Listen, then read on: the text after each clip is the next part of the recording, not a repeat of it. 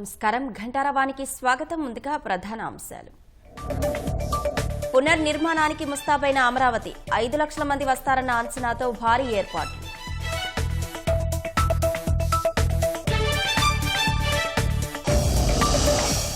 ముఖ్య అతిథిగా హాజరై పైలాన్ ఆవిష్కరించనున్న ప్రధాని. 57,940 కోట్ల విలువైన ప్రాజెక్టులకు శ్రీకారం.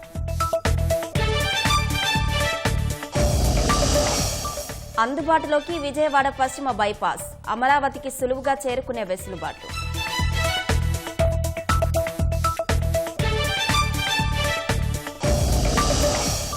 రెండో రోజు ఏసీబీ కస్టడీలో విడుదల గోపి. విజయవాడ జైలు నుంచి జీజీహెచ్కు తరలింపు.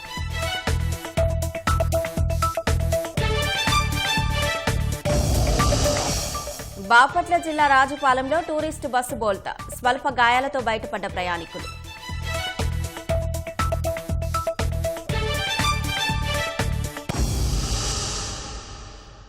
నమో నమో నమో జనని ఆంధ్రప్రదేశ్ నమః. జయతు జయతు ధరణి కోట అమరావతి నమః. నమో నమో నమో జనని ఆంధ్రప్రదేశ్ నమః. జయతు జయతు ధరణి కోట అమరావతి నమః.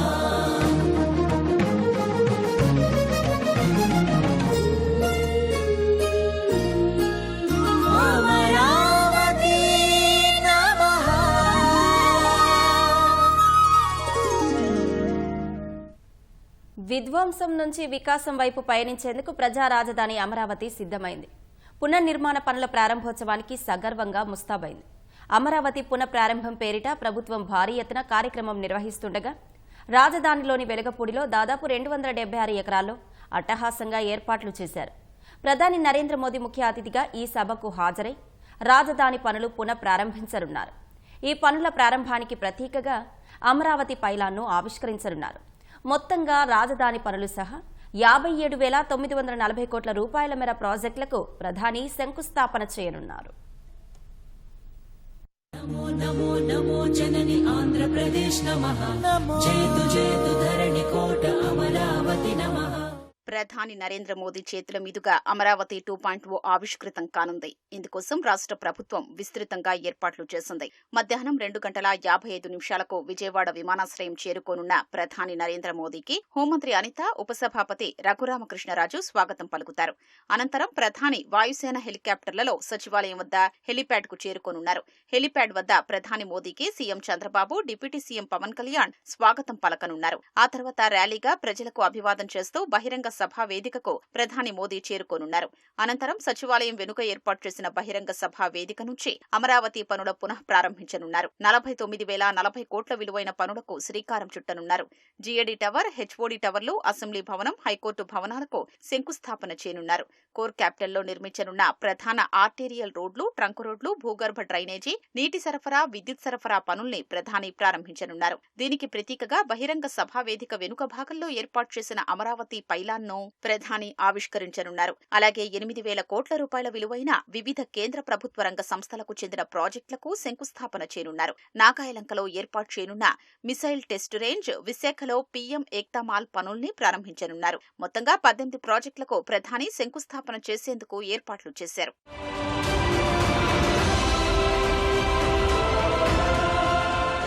ప్రధాని మోదీ సహా governor justice Abdul Nazeer, CM Chandrababu, deputy CM Pawan Kalyan, మంత్రులు లోకేష్, నారాయణ, బీజేపీ రాష్ట్ర అధ్యక్షురాలు పురంధేశ్వరి వేదికపై ఆసీనులు కానున్నారు. వీరితో పాటు కేంద్ర మంత్రులు రామ్మోహన్ నాయుడు, పెమ్మసాని చంద్రశేఖర్, బండి సంజయ్, శ్రీనివాస భూపతి వర్మ కూడా వేదిక పంచుకోనున్నారు.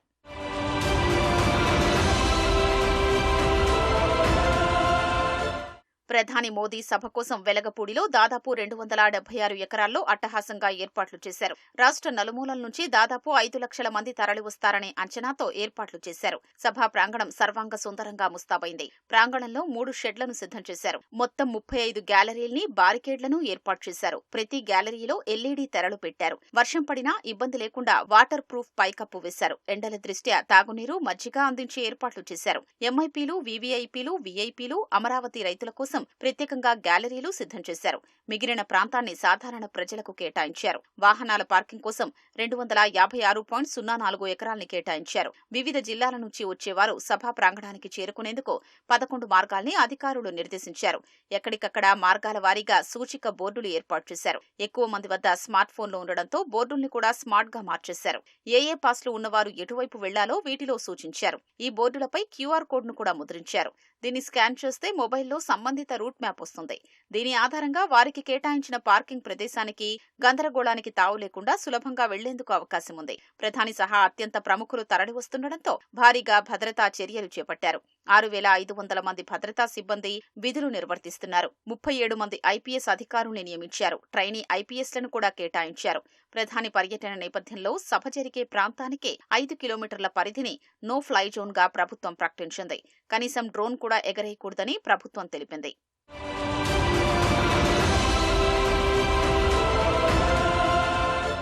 రాజధాని పునఃనిర్మాణం సందర్భంగా అమరావతి 2.0 పేరిట సిఆర్డీఏ ఓ వీడియో విడుదల చేసింది.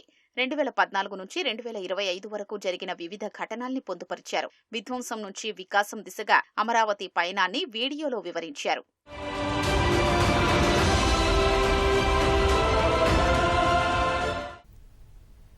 రాజధాని అమరావతి నిర్మాణ పనుల పునః ప్రారంభోత్సవానికి వస్తున్న ప్రధాని మోదీకి సామాజిక మాధ్యమం ఎక్స్ వేదికగా ముఖ్యమంత్రి చంద్రబాబు స్వాగతం పలికారు. ప్రజల కలల రాజధాని నిర్మాణాన్ని సాకారం చేసేందుకు కేంద్ర ప్రభుత్వం అందిస్తున్న సహకారం మరవలేనిదన్నారు. రాష్ట్రంలో ప్రతి పౌరునికి ఉద్యోగ ఉపాధి అవకాశాలు సృష్టించే ప్రజా రాజధానిగా అమరావతి ఆవిష్కృతం అవుతుందన్నారు. సంపద సృష్టితో అమరావతి రాష్ట్రానికే చోదక శక్తిగా నిలబడుతుందన్నారు. ఇందుకు సహకరిస్తున్న మోదీకి రాష్ట్ర ప్రజల తరపున స్వాగతం అంటూ చంద్రబాబు ట్వీట్ చేశారు. అమరావతిలో జరిగే వేడుకను కనులారా వీక్షించేందుకు ఉభయ గోదావరి, హైదరాబాద్ వైపు నుంచి రాజధానికి వచ్చే ప్రజానికానికి శుభవార్త. మీరు అమరావతిలోకి అడుగుపెట్టేందుకు బెజవాడ మీదుగా వెళ్లాల్సిన అవసరం లేదు. నగరంలో గంటల తరబడి ట్రాఫిక్లో చిక్కుకుని నరకయాతన పడాల్సిన పరిస్థితి కనిపించదు. విజయవాడ శివారు చిన్నవుటపల్లి వద్ద పశ్చిమ బైపాస్ ఎక్కితే చాలు రైమంటూ దూసుకెళ్లవచ్చు. ఆపై కృష్ణానదిపై నిర్మించిన భారీ వంతెనను దాటుకుని అరగంటలో అమరావతిలోకి ప్రవేశించవచ్చు. హైదరాబాద్ వైపు నుంచి వచ్చేవారు గొల్లపూడి వద్ద బ్రిడ్జ్ ఎక్కితే చాలు 5 నిమిషాల్లోనే అమరావతిలోకి రావచ్చు. ప్రధానమంత్రి పర్యటన సందర్భంగా కృష్ణానదిపై నిర్మించిన భారీ వంతెనను ప్రభుత్వం అందుబాటులోకి తెచ్చింది. ఈ బాహుబలి బ్రిడ్జికు సంబంధించిన మరింత సమాచారం మా ప్రతినిధి వెంకటరమణ అందిస్తారు. రాజధాని అమరావతి పనులు పునః ప్రారంభమవుతున్నటువంటి వేళ ఇందుకు ఎంతగానో ఉపకరించే భారీ బ్రిడ్జి సిద్ధమైంది. కృష్ణానదిపై 3.1 కిలోమీటర్ల పొడవుతో నిర్మించినటువంటి ఈ బ్రిడ్జిను అధికారులు అందుబాటులోకి తీసుకువస్తున్నారు. ప్రస్తుతం మనం చూస్తే కనుక కృష్ణానదిపై నిర్మించినటువంటి ఈ భారీ బ్రిడ్జి పైన ఉన్నాము. మొత్తం 6 వరుసలుగా నిర్మించినటువంటి ఈ భారీ బ్రిడ్జిని 2 మార్గాలుగా నిర్మించడం జరిగింది. ఒకవైపు వెళ్లే వాహనాలు, మరోవైపు వచ్చే వాహనాలు ఎక్కడా కూడా ఎలాంటి ప్రమాదాలకు ఆస్కారం ఇవ్వకుండా చాలా వేగంగా, సురక్షితంగా ఇది నదిని దాటి అమరావతిలోకి అడుగుపెట్టే విధంగా దీనిని నిర్మించడం జరిగింది. ఇటు సూచికలు కావచ్చు, అదేవిధంగా డివైడర్లు, అదేవిధంగా లైటింగ్ కూడా ఏర్పాటు చేస్తూ ఉన్నారు. ప్రధానమంత్రి సభకు వచ్చేటువంటి వారందరినీ కూడా ఇదే మార్గం మీదుగానే లోపలికి అనుమతించనున్నారు. బ్రిడ్జి ఎక్కినటువంటి వారందరూ కూడా ఒక 5 నిమిషాల వ్యవధిలోనే కృష్ణానదిని దాటేసి అమరావతిలోకి అడుగు పెట్టవచ్చును. వెంకటపాలెం వరకు ఉన్నటువంటి ఈ బ్రిడ్జి ఇప్పుడు అమరావతిని అనుసంధానిస్తుంది. విజయవాడకు మీదుగా వచ్చి అక్కడ ట్రాఫిక్ వల్ల ఇబ్బందులు పడకుండా నేరుగా అమరావతిలోకి అడుగుపెట్టే విధంగా ఈ వంతెన అనేది ఎంతోగానో ఉపకరిస్తుంది. హైదరాబాద్ నుంచి వచ్చేటువంటి వారు, అదేవిధంగా ఇటు మైలవరం, నందిగామ, జగ్గాపేట తదితర నియోజకవర్గాల నుంచి రాజధానికి వచ్చేటువంటి వారందరికీ కూడా గొల్లపూడి వద్ద నుంచే ఈ బ్రిడ్జి పైన ఎక్కి అమరావతిలోకి 5 నిమిషాల వ్యవధిలోనే చేరుకునేలా దీన్ని నిర్మించారు. అదేవిధంగా ఇటు ఉభయ గోదావరి జిల్లాలు, శ్రీకాకుళం, విశాఖపట్నం తదితర ప్రాంతాల నుంచి వచ్చేటువంటి వారందరూ కూడా విజయవాడలోకి వెళ్లకుండానే గన్నవరం సమీపంలో చిన్నవుటపల్లి వద్ద ఈ బైపాస్ను ఎక్కేసి అక్కడి నుంచి నేరుగా ఈ అమరావతి వెళ్లేందుకు గాను ఈ బ్రిడ్జి మీద సెక్రటేరియట్కు అలాగే హైకోర్టు తదితర ఉన్నతాధికారుల కార్యాలయాన్ని కూడా చేరుకునే విధంగా దీన్ని నిర్మించడం జరిగింది.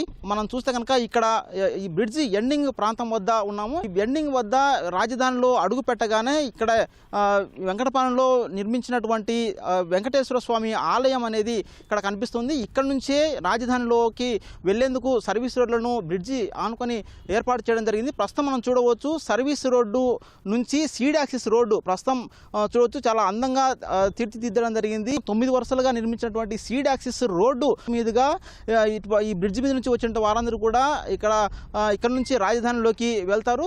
ప్రస్తుతం చూస్తే కనుక ఈ ప్రాంతం ఇప్పుడు ఏదైతే మనం చూస్తున్నామో ఇదంతా కూడా రాజధానిలో ఇప్పుడు నిర్మాణాలు తిరిగి పునః ప్రారంభమయ్యేటువంటి ప్రాంతం. ఇది సీడ్ యాక్సిస్ రోడ్డు మీదుగా ఈ మార్గం మీద నుంచే ఇటు సెక్రటేరియట్ కావచ్చు, హైకోర్టు, అలాగే మినిస్టర్, అలాగే ఎమ్మెల్యే నివాస ప్రాంగణాలు తదితర అధికారిక కార్యకలాపాలు జరిగేటువంటి అన్ని కార్యాలయాల వైపు కూడా ఈ మార్గం మీదుగా వెళ్లాల్సి ఉంటుంది.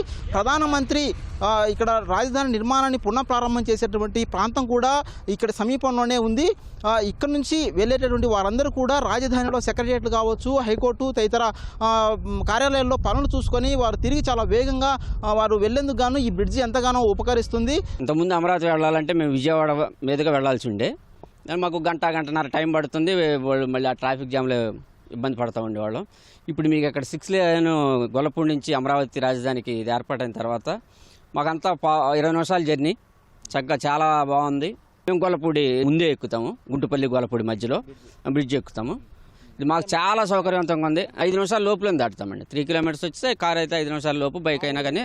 మామూలుగా అయితే మాకు చుట్టూ తిరిగి రావడానికి గంటన్నర టైం పడుతుందండి. కంచిచర్ల నుంచి గంటన్నర టైం పడుతుంది. అదే ఇప్పుడు మాకు మామూలుగా అంతా కలిపి కూడా 30-35 నిమిషాలు మేము అమరావతి రాజధానికి చేరుకుంటాం కంచిచర్ల నుంచి. ఇదివరకు రాజధానిలోకి వెళ్ళాలంటే విజయవాడ బ్రిడ్జి మీదగా వెళ్ళాల్సి వచ్చేది, ప్రకాశం బ్రిడ్జి మీద.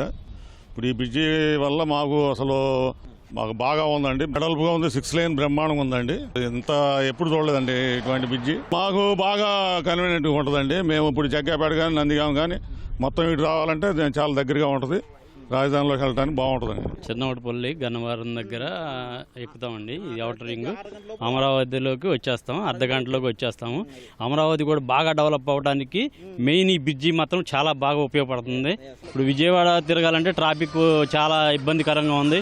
ఇటంతే ఇప్పుడు ఇక్కడ గుంటుపల్లి గొల్లపూడి దగ్గర ఎక్కితే 5 నిమిషాల పని, లేదా అవటపల్లి దగ్గర అయితే అర్ధగంటలో వచ్చేస్తాం. చాలా పెద్దదండి బ్రిడ్జి కూడా. ఎంత భారీ వాహనాలు వచ్చినా కూడా పర్వాలేదు. ప్రయాణం అసలు చాలా ఈజీగా ఉన్నది. అసలు ఏం ట్రాఫిక్ లేదు. బ్రిడ్జి కట్టడం వల్ల చాలా టైం సేవింగ్ అవుతుంది. ఈవెన్ పనులు కూడా చాలా ఫాస్ట్గా అవుతున్నాయి. ఎందుకంటే మనకి ఇక్కడ గ్రావెల్ ఉంటుంది. ఇటు పక్క మనకి ఈ గొల్లపూడి సైడు, ఇటు కృష్ణానది కొట్టిన సైడ్ ఆ గ్రావెల్ అంతా తోలాలన్నా కూడా ఇదివరకు చాలా దూరం తిరగాల్సి వచ్చేది.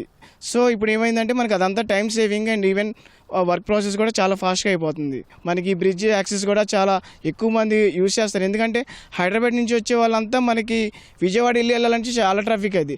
అదే మనకి ఈ రోడ్ యాక్సెస్ ఉంది కాబట్టి ఇప్పుడు చాలా ఫాస్ట్గా వెళ్ళిపోతారు. ఎయిర్పోర్ట్ నుంచి వచ్చేటప్పుడు కేసరపల్లి దగ్గర అక్కడ అటు నుంచి వచ్చినా కూడా మనకి చాలా టైం సేవింగ్ అవుతుంది. సో ఇది వన్ ఆఫ్ ద మేజర్ అనుకోవచ్చు మనకి ఈ బ్రిడ్జ్ కట్టడం వల్ల.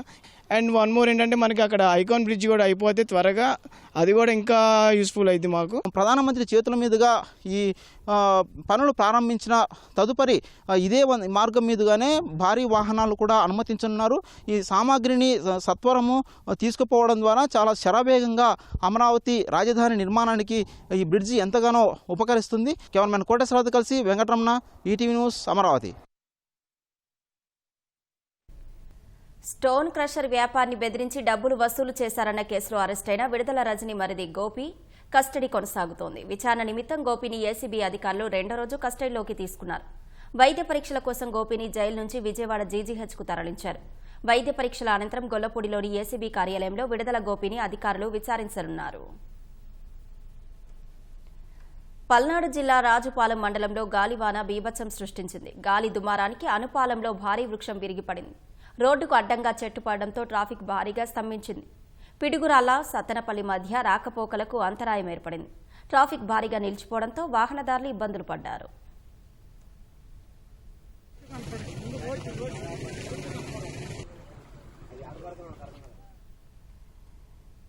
బాపట్ల జిల్లా మాటూరు మండలం రాజుపాలెంలో ప్రైవేటు బస్సు బోల్తా పడింది. తెల్లవారుజామున 4 గంటల సమయంలో మాటూరు రెస్ట్ ఏరియా సమీపంలో టూరిస్ట్ బస్సు బోల్తా పడింది. రామేశ్వరం తీర్థయాత్ర ముగించుకొని తిరుపతి నుంచి విశాఖ వెళ్తుండగా బస్సు బోల్తా పడింది. బస్సులో ఉన్న 35 మంది ప్రయాణికులు స్వల్ప గాయాలతో బయటపడ్డారు. స్థానికుల సమాచారంతో ఘటనాస్థలికి చేరుకున్న పోలీసులు క్షతగాత్రులను మాటూరు ప్రాథమిక ఆసుపత్రికి తరలించి చికిత్స అందిస్తున్నారు. బస్సు డ్రైవర్ నిద్రమత్తులో వాహనం నడపడం వల్లే ప్రమాదం జరిగినట్లు తెలుస్తోంది.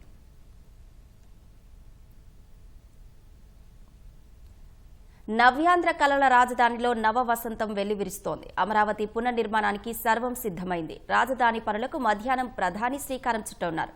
మరింత సమాచారం మా ప్రతినిధి ధనుంజయ్ ప్రత్యక్ష ప్రసారం ద్వారా అందిస్తారు.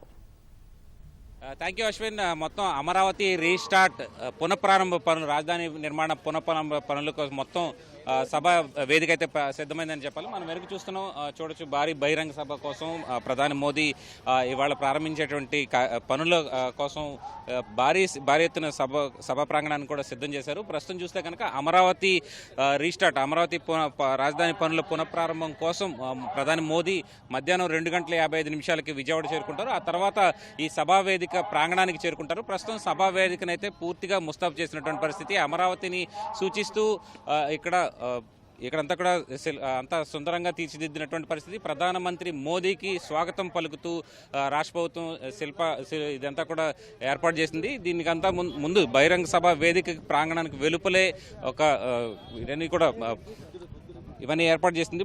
విగ్రహాలని, స్కల్ప్చర్స్ని ఏర్పాటు చేసింది. అలాగే చూస్తే కనుక భారీ బహిరంగ సభకు ముందుగా ప్రధానమంత్రి మోదీ ఇక్కడికి సచివాలయానికి చేరుకుని దాదాపుగా 3:20 ఇక్కడికి చేరుకుంటారు. అక్కడ ముఖ్యమంత్రి చంద్రబాబుతో పాటు గవర్నర్ అబ్దుల్ నజీర్, అలాగే డిప్యూటీ సీఎం పవన్ కళ్యాణ్ కూడా ఆయనకి స్వాగతం పలుకుతారు. ఆ తదుపరి ఇక్కడి నుంచి ర్యాలీగా, హెలిప్యాడ్ నుంచి ర్యాలీగా ఈ సభా వేదిక ప్రాంగణానికి చేరుకుంటారు. దాదాపుగా 250 ఎకరాల ప్రాంతంలో ఈ సభా వేదికను సిద్ధం చేశారు. మొత్తం మీద 5 లక్షల మంది ప్రజలు హాజరయ్యేందుకు వీలుగా అన్ని ఏర్పాట్లను రాష్ట్ర ప్రభుత్వం చేసింది. దాదాపుగా 175 నియోజకవర్గాల నుంచి కూడా ప్రజలంతా కూడా వచ్చి ఇక్కడ సభకి హాజరయ్యి అమరావతి రీస్టార్ట్ పనులు, పునఃప్రారంభ పనులకు సంబంధించినటువంటి ప్రారంభోత్సవ కార్యక్రమాన్ని వీక్షించేలాగా రాష్ట్ర ప్రభుత్వం ఏర్పాటు చేసిందని చెప్పాలి. మొత్తం చూస్తే కనుక ఇక్కడ అమరావతి బహిరంగ సభ వేదికకు వెలుపల ఇక్కడ స్కల్ప్చర్స్ తోటి, పనికిరాని వస్తువులతోటి, వీటన్నింటినీ కూడా ఇక్కడంతా స్కల్ప్చర్స్ కూడా ఏర్పాటు చేసి వీటన్నింటినీ సుందరంగా తీర్చిదిద్దినటువంటి పరిస్థితి. మొత్తం మీద 49,000 కోట్ల విలువైనటువంటి అమరావతి పనులకి ప్రధానమంత్రి శంకుస్థాపన చేస్తారు. అలాగే కేంద్ర ప్రభుత్వానికి సంబంధించినటువంటి NH ప్రాజెక్టులు, అలాగే రైల్వే ప్రాజెక్టులు, అలాగే మిసైల్ టెస్టింగ్ రేంజ్కి సంబంధించినటువంటి ప్రాజెక్టులు కూడా 8,000 కోట్ల రూపాయలు విలువైనటువంటి ప్రాజెక్టులు కూడా ప్రధాని ప్రారంభోత్సవం చేస్తారు. మొత్తమే చూస్తే కనుక దీనికి ఈ సభకు హాజరయ్యేందుకు వీలుగా 5 లక్షల మంది ప్రజల్ని రాష్ట్ర వ్యాప్తంగా వివిధ నియోజకవర్గాల నుంచి తీసుకొచ్చేందుకు రాష్ట్ర ప్రభుత్వం ఏర్పాటు చేసింది. మొత్తం 8,000 వాహనాల్లో వీరంతా కూడా వస్తారు. మధ్యాహ్నం 2:55 ప్రధానమంత్రి విజయవాడ చేరుకుంటారు, గన్నవరం విమానాశ్రయానికి. అలాగే తదుపరి ఈ సభా వేదికకి ఇక్కడ చేరుకునేందుకు హెలిప్యాడ్లు అయితే సిద్ధం చేస్తారు. హెలిప్యాడ్ల నుంచి ర్యాలీగా ప్రధానమంత్రి ఈ సభా వేదిక చేరుకుంటారు. దాదాపుగా 4:55 వరకు ఈ సభా వేదిక దగ్గర ప్రధాని ఉంటారు. దాదాపుగా గంట 20 నిమిషాల పాటు ఈ ప్రాంతంలో ఉంటారు. ప్రధానమంత్రి సభా వేదిక చేరుకున్న తర్వాత అమరావతి పైలాన్ను, అంటే Amaravati A for Amaravati, A for Andhra Pradesh అన్న పైలాన్ని ఆయన ఆవిష్కరిస్తారు. ప్రధానంగా ఈ పనుల ప్రారంభానికి సూచికగా ఈ పైలాన్ని అయితే ప్రధానమంత్రి ఆవిష్కరించేలాగా ఏర్పాట్లు చేశారు. అయితే పెద్ద ఎత్తున ప్రజలు తరలి వస్తున్నందున ఈ ప్రాంతానంతటికీ కూడా చేరుకునేలాగా దాదాపు 8,000 వాహనాలు చేరుకునేలాగా రాష్ట్ర ప్రభుత్వం అయితే ఏర్పాట్లు చేసిందని చెప్పాలి. మొత్తం చూస్తే కనుక భారీ బందోబస్తు కూడా ప్రధాని రాక నేపథ్యంలో భారీ బందోబస్తును కూడా రాష్ట్ర ప్రభుత్వం ఏర్పాటు చేసింది. దాదాపుగా 6,500 మంది పోలీసులు, అలాగే వివిధ ప్రాంతాల నుంచి వచ్చేటువంటి ప్రజల ఆహార పానీయాలు అన్నిటి కోసం కూడా రాష్ట్ర ప్రభుత్వం ఏర్పాటు చేసిందని చెప్పాలి. ప్రస్తుతానికి చూస్తే కనుక ఇక్కడ అమరావతి రీస్టార్ట్ పనుల కోసం మొత్తం సర్వం సిద్ధమైందని చెప్పాలి. ఇది ఇక్కడ తాజా పరిస్థితి. కెమెరా పర్సన్ భాస్కర్తో కలిసి Dhananjay, ETV news, Amaravati, outer studio. దేశం నుంచి ఉగ్రవాదాన్ని నిర్మూలించడమే మోదీ సర్కార్ సంకల్పమని కేంద్ర హోంమంత్రి అమిత్ షా వ్యాఖ్యానించారు. పహల్గామ్ ఉగ్రదాడికి పాల్పడిన ప్రతి ఒక్క ఉగ్రవాదిని మట్టుబెడతామని పునరుద్ఘాటించారు. ఢిల్లీలో జరిగిన ఓ కార్యక్రమంలో పాల్గొన్న అమిత్ షా నరేంద్ర మోదీ ప్రభుత్వంలో ఏ ఉగ్రవాది తప్పించుకోలేరని చెప్పారు. ఉగ్రవాదంపై పోరులో ప్రపంచమంతా భారత్తో నిలుస్తోందన్నారు. नेतृत्व में चाहे उत्तर पूर्व हो चाहे वामपंथी उग्रवाद का क्षेत्र हो, चाहे कश्मीर पर पड़ी आतंकवाद की छाया हो, हर चीज का मजबूती के साथ हमने जवाब दिया। और अगर कोई एक कायराना हमला कर ये समझता है कि हमारी बड़ी जीत है, तो एक बात मन से समझ लीजिए, ये नरेंद्र मोदी सरकार है, किसी को बख्शा नहीं जाएगा, किसी को बख्शा नहीं जाएगा। इस देश की इंच इंच भूमि पर से आतंकवाद को मूल समेत उखाड़ने का हमारा संकल्प है और वो सिद्ध होकर रहे। కాంగ్రెస్ సీనియర్ నాయకురాలు కేంద్ర మాజీ మంత్రి డాక్టర్ గిరిజా వ్యాస్ కన్నుమూశారు. మార్చి 31న ఉదయపూర్లోని తన ఇంట్లో పూజ చేసి హారతి ఇస్తుండగా ప్రమాదవశాత్తు ఆమె దుపట్టాకు మంటలు అంటుకుని తీవ్రంగా గాయపడ్డారు. గాయపడిన 79 ఏళ్ల గిరిజా వ్యాస్ను వెంటనే స్థానిక ప్రైవేట్ ఆసుపత్రికి తీసుకెళ్లగా తర్వాత మెరుగైన వైద్యం కోసం అహ్మదాబాద్లోని బైడస్ ఆసుపత్రిలో చేర్చారు. అప్పటి నుంచి చికిత్స పొందుతున్న గిరిజా వ్యాస్ పరిస్థితి విషమించడంతో నిన్న సాయంత్రం తుదిశ్వాస విడిచినట్టు కుటుంబ సభ్యులు తెలిపారు. నేడు ఉదయపూర్లో ఆమె అంత్యక్రియలు జరుగుతాయని వెల్లడించారు. గిరిజా వ్యాస్ మృతిపై పలువురు కాంగ్రెస్ సీనియర్ నేతలు సంతాపం తెలిపారు. 1991, 96, 99లో ఉదయపూర్ నుంచి లోక్సభ ఎంపీగా ఎన్నికైన గిరిజా వ్యాస్ పివి మన్మోహన్ సింగ్ హయాంలో కేంద్ర మంత్రిగా పనిచేశారు. ఏటీఎం లావాదేవీలపై Reserve Bank of India RBI పెంచిన ఛార్జీలు ఇవాళ్టి నుంచి అమల్లోకి వచ్చాయి. దీంతో ఇక నుంచి నెలవారీ ఉచిత పరిమిత దాటిన ఒక్కో లావాదేవీపై బ్యాంకులు 23 రూపాయలు వసూలు చేయనున్నాయి. గతంలో ఒక్కో లావాదేవీకి 21 రూపాయల చొప్పున ఖాతాదారుల నుంచి రుసుము వసూలు చేసేవారు. దానికి 2 రూపాయలు పెంచి 23 రూపాయలు వసూలు చేసేందుకు అనుమతిస్తూ మార్చి 28న ఆర్బీఐ ఉత్తర్వులు జారీ చేసింది. సాధారణంగా కస్టమర్లకు ఒక నెలలో సొంత బ్యాంకు ఏటీఎం నుంచి 5 లావాదేవీలు ఉచితంగా చేయవచ్చు.